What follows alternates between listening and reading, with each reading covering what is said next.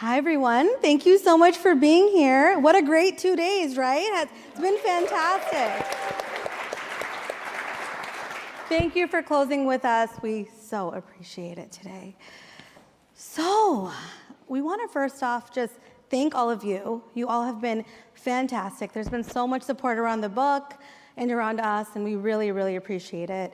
Many of us have been part of the Turn Zero community for years, and we're really grateful that we're here today. So thank you. So, want to talk a little bit about how we all kind of started this journey a little bit. So, all of us have been, we've been writing blogs. We've been I guess maybe, I don't want to call it LinkedIn influencers, if that's a thing. We all just write a lot of content and we connect with a lot of people, and, we've all been really, really passionate about our space. And I really wanted to create a resource that could be used by many people. I'm Swati Garg. If you don't know me, I'm the founder and CEO of Melo Associates and the co-founder of CuSP, a local CS community. And we focus on revenue recruitment with a big focus in CS. And so I've talked to thousands of people and seen a lot of different patterns, and I answer a lot of the same questions. So I wanted to kind of create a resource that people can use again and again and again. I never wanted to do it alone. So once I kind of decided that the book was the right way to do it, I felt really good about the topics that I had in mind and who I wanted to work with. I chose every single one of these ladies. I handpicked every one of these ladies, and they all said yes. It was literally within a week of time. I got every single person on a phone call. They said yes, and we got on our first call, which really shows kind of the enthusiasm, the energy around this project. And the funny thing was, I didn't really ask anybody if they wanted to write a book. I was like, I've seen you guys all write, and I've seen you all, be around the community. And I was like, we can do this. No idea what really we signed up for. If you ever want to write a book and you want to talk about it, let us know. It is quite the journey. In my mind, this was like a 6-month project. It took 22 months. And the reason I say that, and I keep emphasizing the 22 months, is every single thing in this book has been a consensus or a majority. Every decision, every color, every layout, every font, every single thing. And that sounds like a lot, and it was, I'm not gonna lie, but it really made the quality of the book so much better. My vision truly was to make sure that we showed both sides. What I noticed was the candidates didn't really always understand the hiring manager perspective, and sometimes hiring managers forgot what it felt like to be a candidate if they haven't interviewed in a while. And so we were very deliberate about having every section be divided into 2, and very deliberate on how we wrote the book. And we really hope that you all enjoy it, use it as a guide, use it as an evergreen resource. The fundamentals are there, and we think that it'll last a long time. So thank you.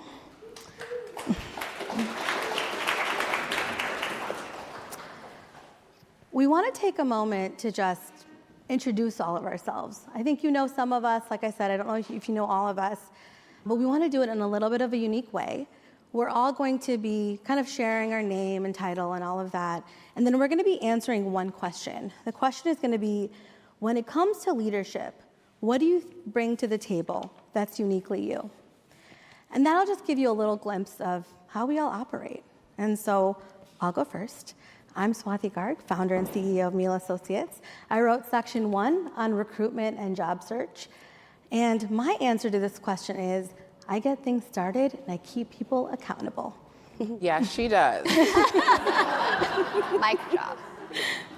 Hi, everyone. I'm Parul Bhandari. I'm the CEO of CustomerXSuccess and the founder of South Asian Success. And I wrote section 2, which is all about titles and salaries in CS. Excited to talk about it. I wanted to shout out Turn Zero. I'm a very early Turn Zero customer back in 2016. So shout out to the team. They've been awesome for everything they've done for us. What makes me uniquely me, or what is my unique leadership style? I feel that I have the ability to help people realize their true passions and find their fullest selves. So yes, we come to work as a CSM, but we have many facets of our life, and I love helping people find those facets of their life so that they can really fully create, fully participate, and fully engage. That's lovely. Hi, Elizabeth Blass. I'm the Chief Customer Officer at Karbon. I wrote section 3 of the book. It's all about career progression. Unique to my leadership style, I would say I bring a light-hearted approach to chaos. So it kind of calms people down so they can bring their best self to the actual problem solving. I'm Ejieme Eromosele. I'm VP of Customer Growth at Qliq, and I'm also the founder of Success in Black. I wrote section 4, which is all about demystifying the concept of fit when it comes to positioning yourself as a candidate and also hiring folks as well. And the leadership quality that is uniquely me is I get to the so what. I really help my teams understand what the business outcome is, simplify complexity so that we can deliver, and also focus on revenue growth for our company. Hi, everybody. I am Julie Fox. I'm the Global Director of Customer Success with Sin7. And my section 5, is all about leaning into community networking and branding. And the leadership style that is uniquely me, I think we can all admit that customer success is kind of hard. We deal with a lot of hard things. And so I bring in a layer of mindset coaching and gratitude practice into how I lead my team. My name is Kristen here, and I'm the founder and CEO of the Success League. We're a global customer success and training company. And my section is section 6, training. And I can see several of you that came to my session this afternoon, so you've heard some of this already. But the leadership quality that I bring to the table is creativity. And I think that helps me in a couple ways. It helps me connect with people one-on-one really well. And it also helps me solve problems, and that's great when you run a consulting firm. We want to tell you a little bit more about why we wrote this book. I'm gonna do this carefully. So, thank you. So what did we set out to impact? When we wrote this book, we knew the most important thing was the problem to solve, which is the problem of business value. The smartest businesses, they understand that talent is essential. They understand that talent, when handled correctly, when trained and resourced, can save you money. So we really wanted to set out and say, hey businesses, if you need to learn about this, we're gonna help you achieve business value through talent. All right, Ejieme and I are gonna take this next one. So we really set out to explore 6 particular challenges that I think most people in customer success can relate to. So starting with recruitment, who here has ever posted for a job when you weren't exactly sure what you were looking for? I wasn't sure how honest people were going to be. Okay. And how do we think we're going to find the best person if we haven't even thought through exactly what that process should be and who we need for that role, right? There's that old saying of if you don't know where you're going, any road will take you there. That's really true for the hiring that we do in CS. And then recruitment, kind of the next step there that Parul will be talking about is titles and roles are inconsistent. Who here has ever had someone, it doesn't have to be you, but had someone get really creative with a job title? I heard Director of Customer Happiness the other day. Hopefully that no one here has that.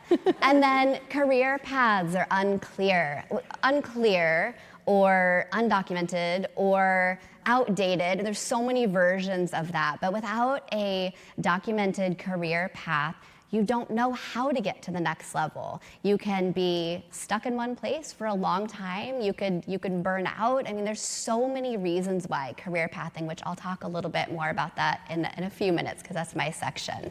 But I'll let you talk about some of the other challenges. Yeah.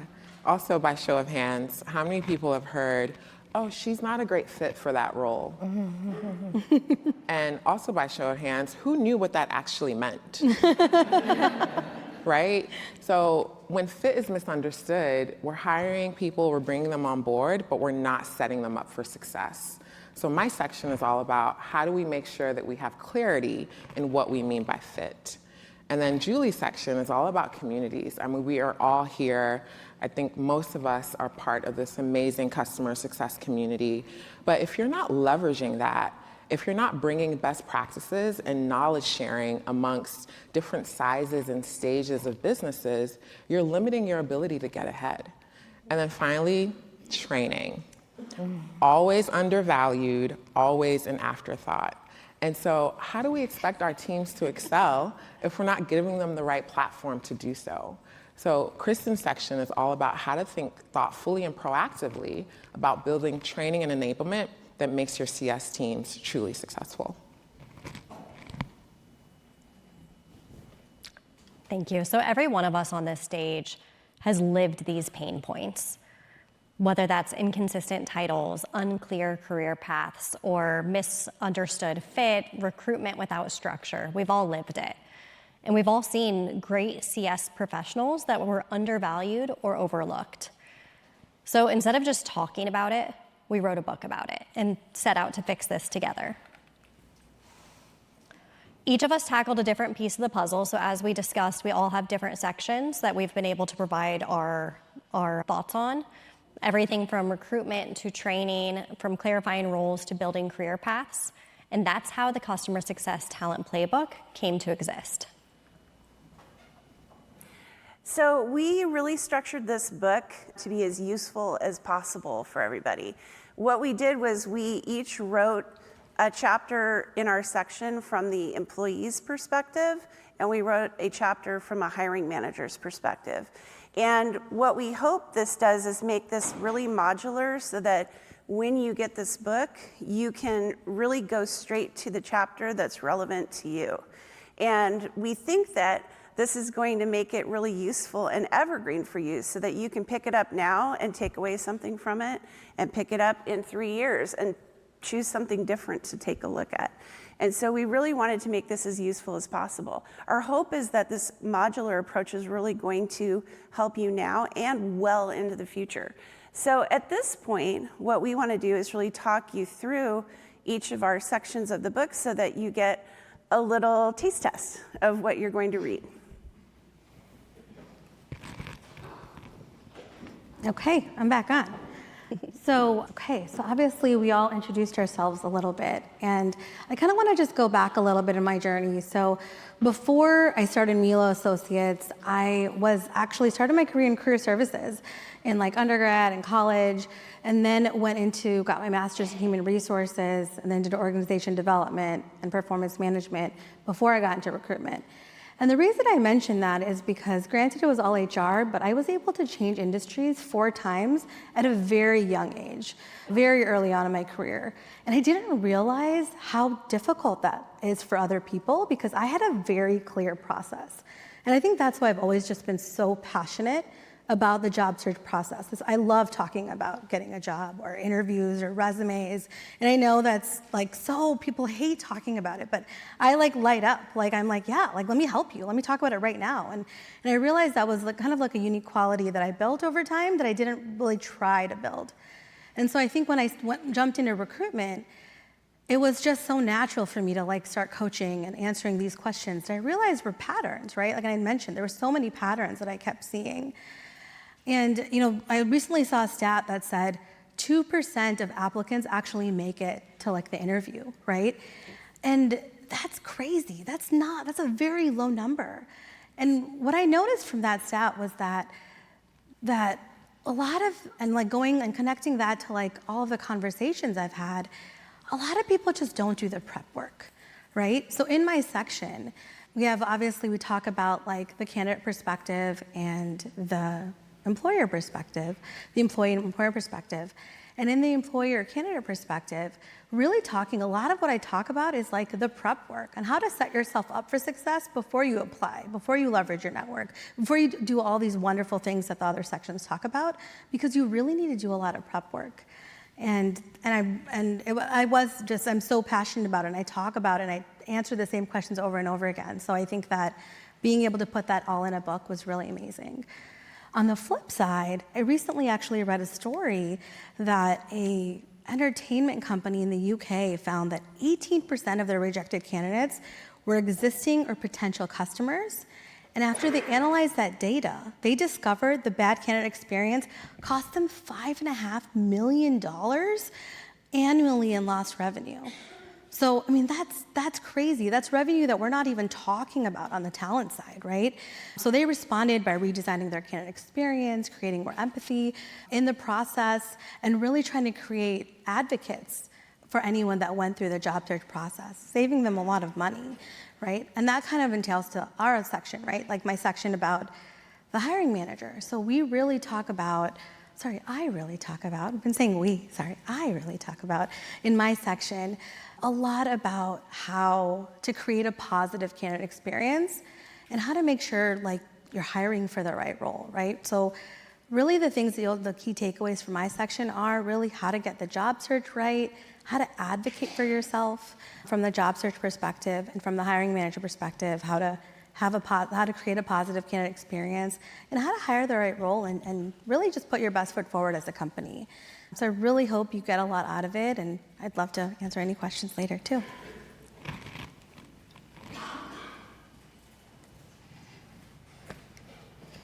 Hi, everyone. So I mentioned that I started CustomerXSuccess recently, and I don't know if I mentioned it, but I did start my company recently.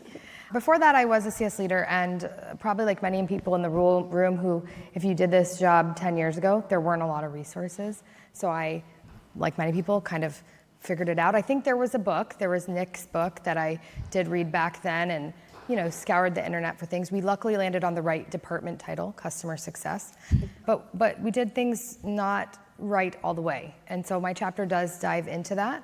My section is about clarifying expectations, right? And titles and salary, not the sexiest subject matter for everybody, but what I feel like, I did a session for Swati at Melo Associates, and when I started talking about it, I started realizing it is so important, right? So let's talk about titles, right? How we are called, whether it's a name, whether it's a title, right? It really tells the world internally and externally who we are. So how we are called is so important. And when companies sort of creatively title, I had a user delight manager role that I was recently helping with staffing. I was like, okay, what is this? What is that? What's the message it's sending, right? Internally, what are my responsibilities? Externally, what are my responsibilities? So we really talk about in this chapter, what I really talk about is why the process of titling, it probably started with a little bit of creativity and other kind of methods, but why it does need to change. And we can use data, and we can even use tools like our favorite AI chatbot to help us be a little bit better. So I set out to uncover the gaps in customer success expectation setting at the talent level. I'll talk a little bit more about salaries in a minute here.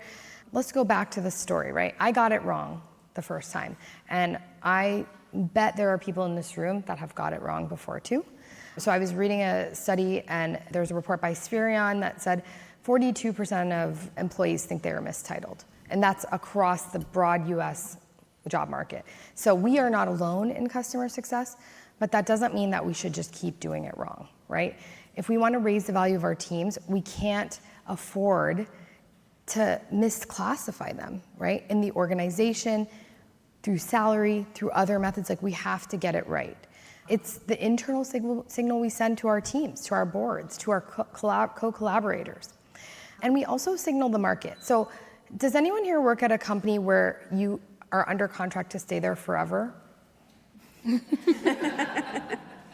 I didn't think so. Most companies have at-will employment, meaning you can leave when you want and they can let you go when they want.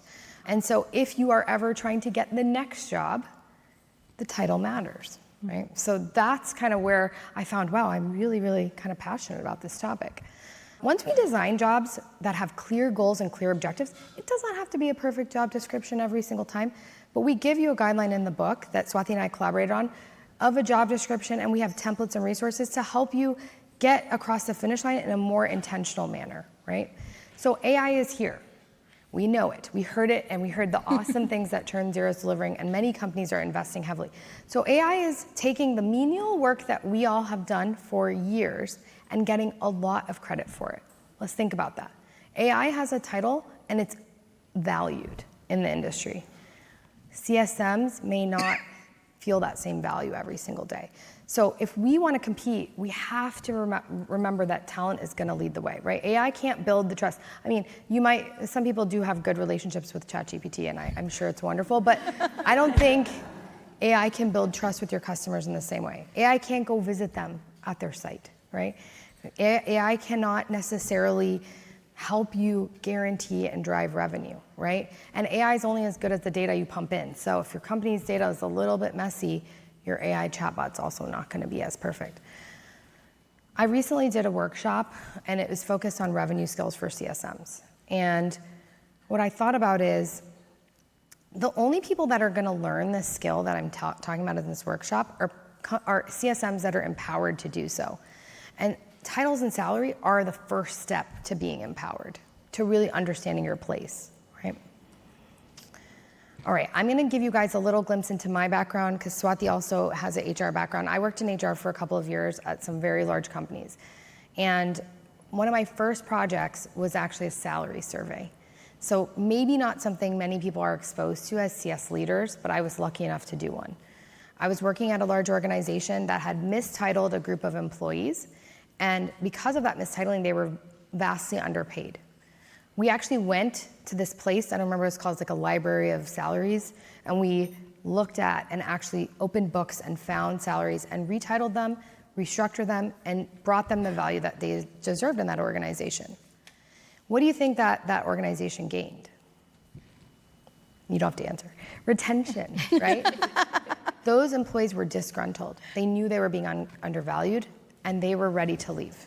That employer gained retention, and retention saves you a lot of money. So years later, I didn't think I would run into this in my CS life, but I did. And the first time, I already told you guys, I did it wrong, right? So now, every time I walk into a new team, right now I'm acting as a fractional leader, literally the first thing I do when they say we want to hire, I create a quick progress plan. I now have great tools and resources to help me do it very quickly, but I create a quick progress plan. I actually map out salaries, and I do quick research, whatever is available, right? You got our friends at G2, you got Glassdoor, you got your ChatGPT, your other, chat of choice, and I put together what I think are meaningful representations for the group that's to come. So I encourage you, as you look into this chapter, that you take some time to just be intentional. The more we are intentional as CS leaders, the more we're going to create value for our functions. All right, I'm going to pass now the baton to Elizabeth, who's going to talk about the importance of progression plans. Okay. By the way, I love looking out and seeing people in sunglasses. You're like the coolest audience So ever. Cool. All right, actually, I don't need that, so I'll hand that to you.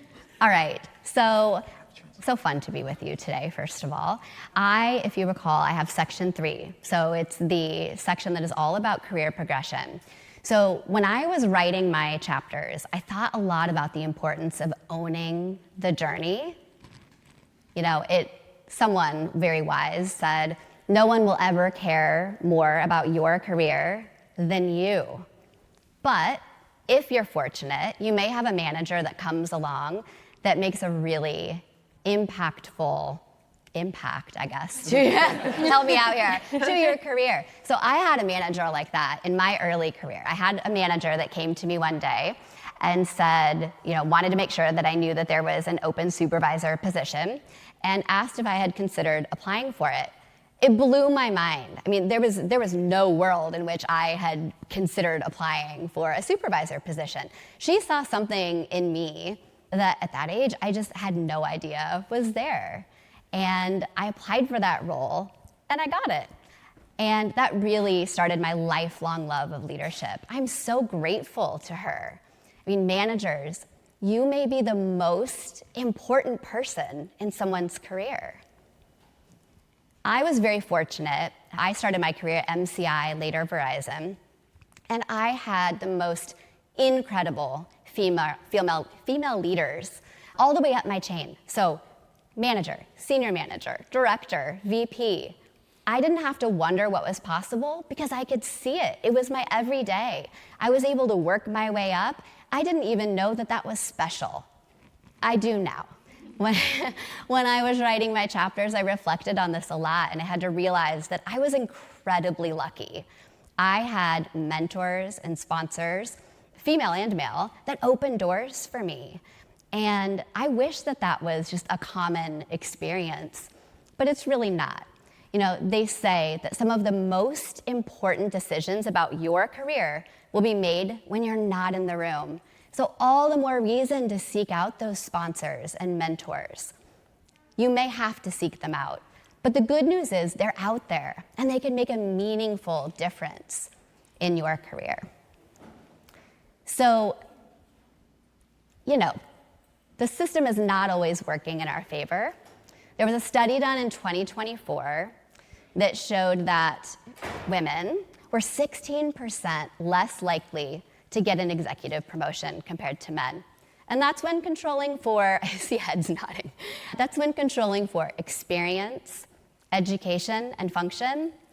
That's not about capability. That's bias. Bias exists in the system. But if we own our journey, we can impact that.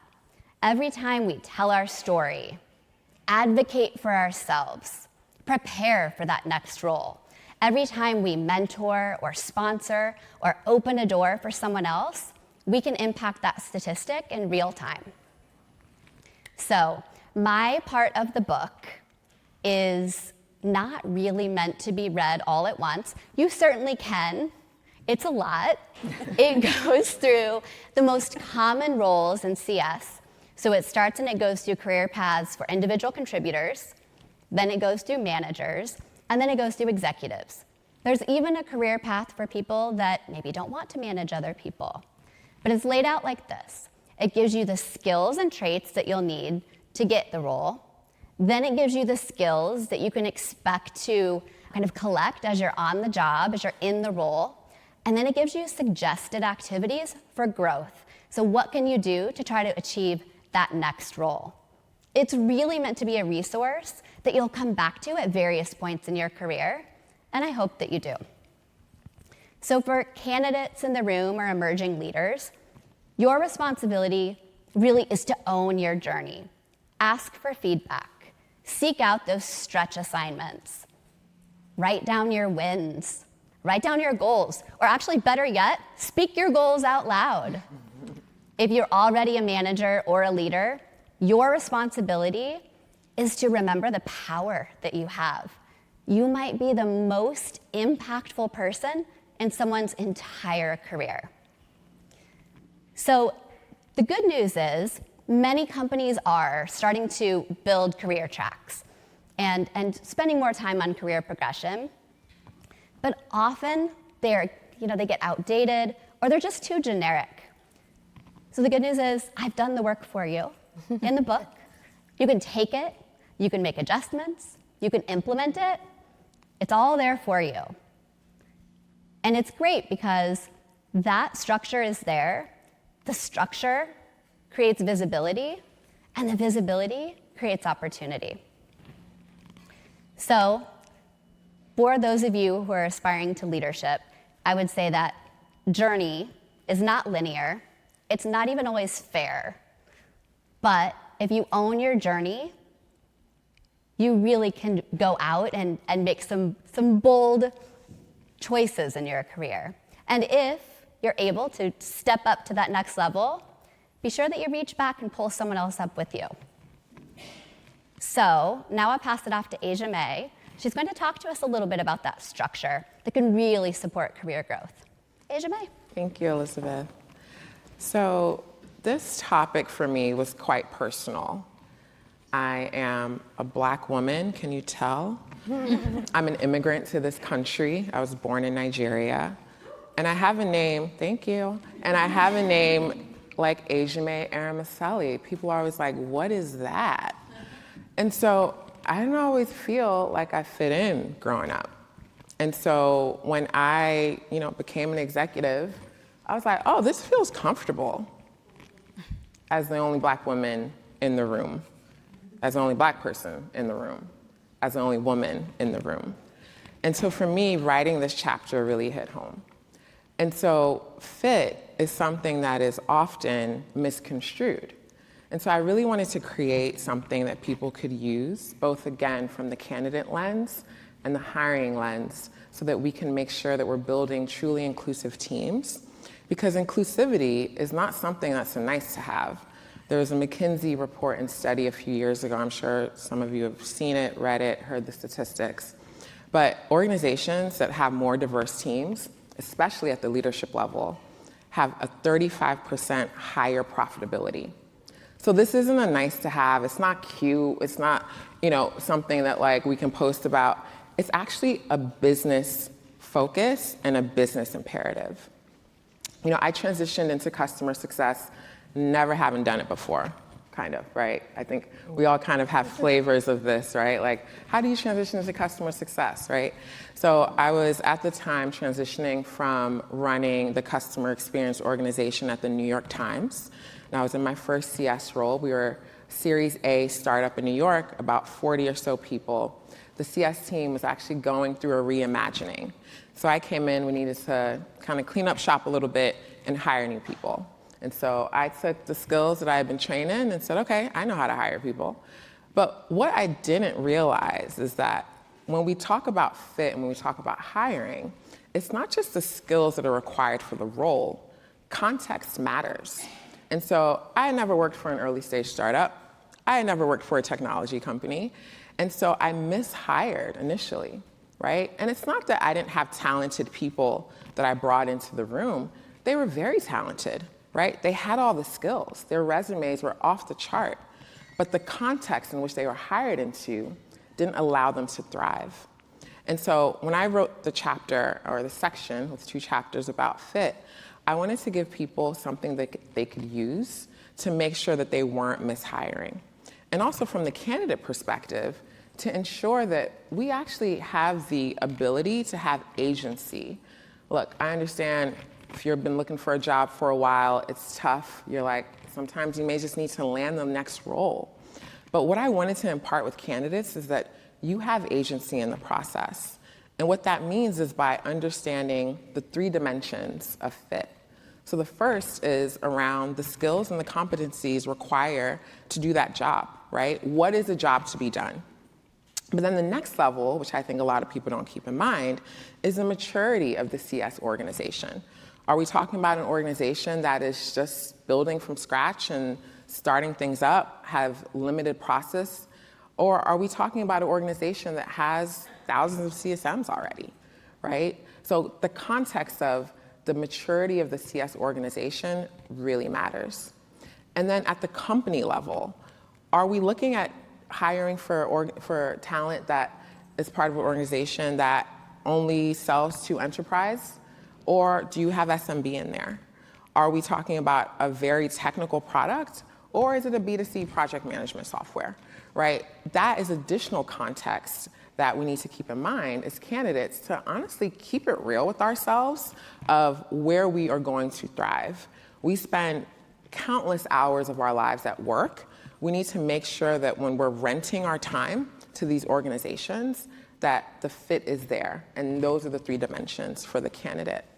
From the hiring manager, I love that as CS leaders and go-to-market leaders, we talk about how it's much more efficient to grow and retain your existing customers than to get new ones.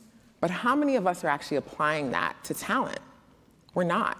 But it's the same concept. It is much more efficient to grow and retain your existing folks than to go and hire new talent. But the lens in which we're hiring that talent matters in terms of how successful that talent is going to be internally. So yes, create the great job description, have an amazing title, but understand the context in which you are bringing these new folks into your organization.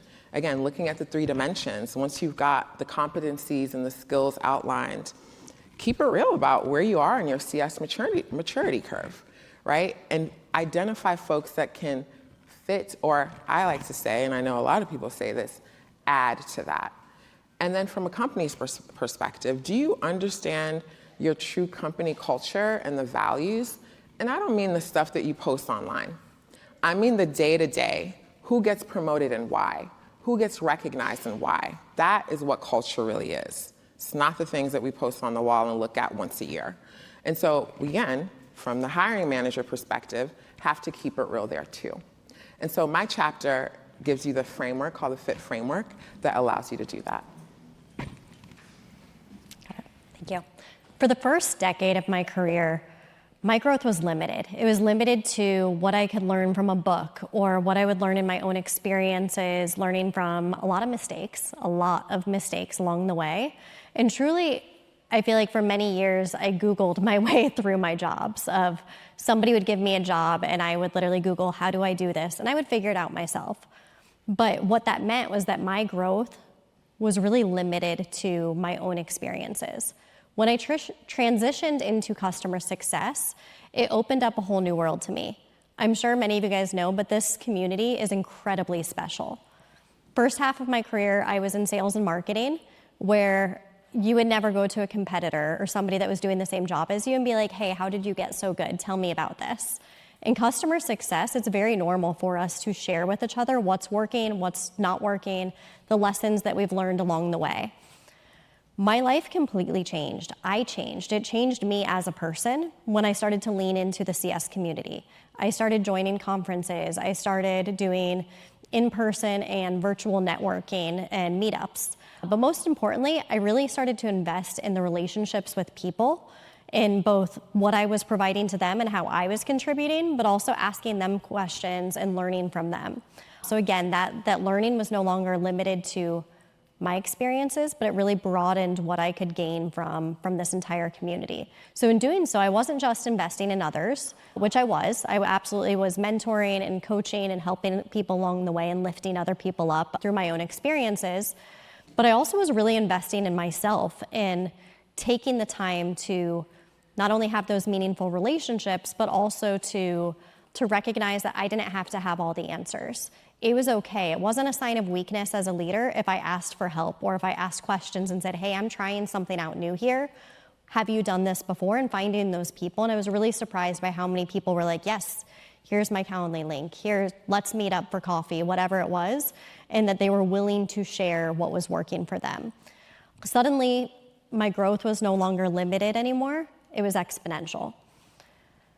I wrote this section because community is the most underutilized accelerator in customer success. For me, it unlocked mentorship, opportunities, friendships. It gave me a sense of belonging. I didn't even know what I was missing. It expanded impact that for me really gave me a lot of fulfillment, because now the impact that I was having wasn't limited to my own customers or my team that I was leading, but I was able to have a much larger impact on the community, and that felt really good. It gave me a truer sense of purpose for myself. But here's why this matters. Over 70% of jobs are found through networking. I'm gonna say that again. Over 70% of jobs are found through networking. And in CS, a field that is literally built on relationships, whether we like it or not, community isn't just helpful, it is essential. Yet so many people wait to engage until they need something versus building those connections consistently over time. In fact, during the almost 2-year process of writing this book, I myself went through a job search. I went through a layoff, and I'm gonna be super real with you guys. This job market sucks. It is really, really, really hard when you go through a layoff and you are trying to navigate all of that. And when I first started, even though we were literally writing a book on this, I went back to what I knew, and I was applying to a lot of jobs, and I was getting a lot of rejection. And mentally, that took a toll on me, because every single day I would wake up, I still had all the habits that I had previously from working. I wasn't checking Slack anymore, but I was checking my email, and I was immediately just throughout the day seeing those rejections rolling in because I was applying to a lot of jobs. And I tried everything from optimizing my resume and getting advice on these different things. And then I flipped the script and was like, what am I doing? I'm literally writing about, at this point I had already written my section all about community networking and branding. And so I flipped the script and started to really tap into my network, continued to build my presence, be vulnerable. I started, instead of just sharing what I knew about customer success, I started sharing about my own job search experience and being loud about it, not hiding the fact that I went through a layoff. I started to be real about the experience that I was going through and sharing what was working for me, what wasn't working for me. all of a sudden I had an army of people that were helping me. I had people that were literally texting me or messaging me on LinkedIn saying, hey, did you see this job opportunity? Or hey, would this be a good fit for you? I know so-and-so at the company, can I refer you? I had people that were coming together to help me through the job search. And what I found in the end, and this may not be everybody's experience, but it was my experience, was that the final companies that I was between when I found my current role, not a single one of them had a job posted. They were all going through backdoor referrals and different things where had I not been engaging with the community, I wouldn't even know that these jobs existed. So I want to share with you guys a little bit about kind of what you're going to gain from my section. So for the candidates, don't wait until you're job searching. Build your presence now, contribute, ask questions, and share your voice. Your career growth will be multiplied when it's not just dependent on you taking ownership. And then for hiring managers, your next great hire is probably already in the community. So put yourself where great candidates and great people are. Things like sponsoring events, joining discussions, building your brand. You create visibility and attract aligned, motivated talent and become a desirable place to work. For everyone, community isn't transactional. It's the bridge that's going to unlock opportunity. My hope's that you guys leave with one simple reminder: don't limit your growth to your own bubble. Lean into other people, ask questions, learn and grow from others, and kind of help lift up the entire field of customer success. And speaking of growth, on to you. Hi, I'm Kristen. I wrote the section on training, and I want to tell you a little story. Before I founded the Success League, I was a VP of customer success a few times, and a few companies back, I worked for a company that didn't invest in training, and I was leading a pretty decent-sized team. I had about 11 managers and directors who reported to me, and I had zero budget to train them with. And our team was a little ragtag, and we needed to improve our performance. And so I had to get very creative. Who here has had to get creative with training before? Oh, surprise, surprise. So I started a book club. And I figured, well, I can pay for 12 books that we can all sit around and read. And I thought that was a great idea. I read a lot. I love learning. So I was like, oh, I'll get books for my team. It'll be great. And I started that, and I brought my management team together, and I'm like, we're going to do a book club. And I got a bunch of groans and a bunch of people that were like, I am so busy, Kristen, I don't have time to read. Like, how am I supposed to do this? And I said, well, it's not optional, so you will be reading, and I will make it more pleasant by doing it at happy hour on Friday so that we can all have adult beverages while we do that.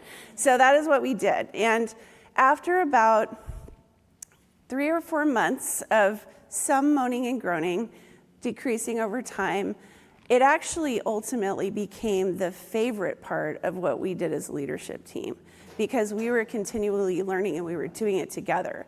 We started with one of my favorite books called The 12 Elements of Great Managing, and we moved on to books on everything from agile to sales to, how do you structure a team, to politics. We talked about all of it. And these managers grew. They grew, and they went off to companies like Google and Facebook.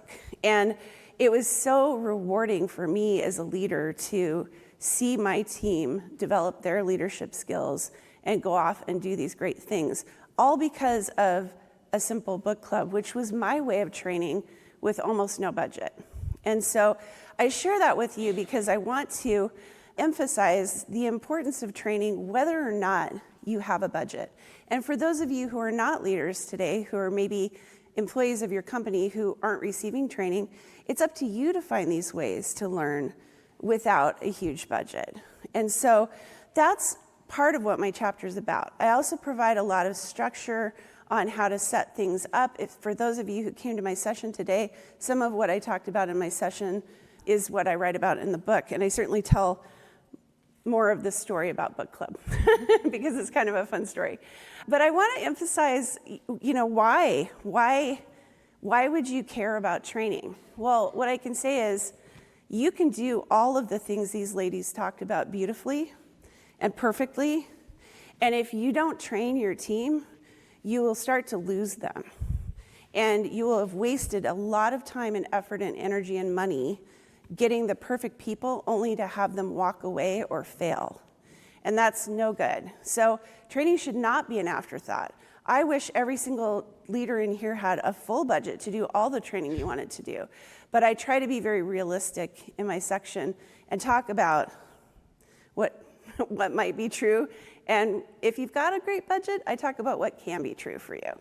Employee development is proven to increase performance by 25%. That's huge. Think about if your team was 25% better than where they are today. That's a massive change. And so I hope that you'll think about the chapter. I know we're kind of getting close to the end, so I'm going to skip a few things I was going to say, but I do want to leave you with two things. First, if you're an employee and you're sitting here and you're thinking, I don't have time, I don't have money, I want to encourage you to own your education. It's the most important thing you've got. You can be educated. There are so many resources that are free or low cost, and you can improve your career in customer success. And so take ownership of that, whether or not your employer takes ownership of it.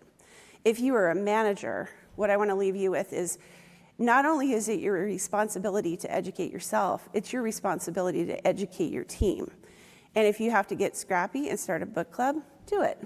And if you have a way to go and ask your leadership team for some budget because you know how important this is, do it. Because that's going to improve not only your team's careers, but yours. So with that, we'll wrap it up.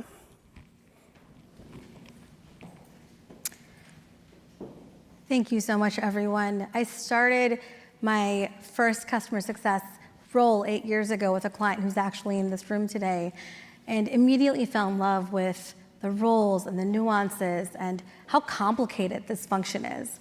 And I hope that through this book, all of us have just made it a little bit easier to find a job, to hire, to just scale your team, grow, train, and I hope it's a little bit easier. We're really proud of what we've created, and I hope it's useful. Thank you so much. We'll be outside. Come hang out with us. Thank you.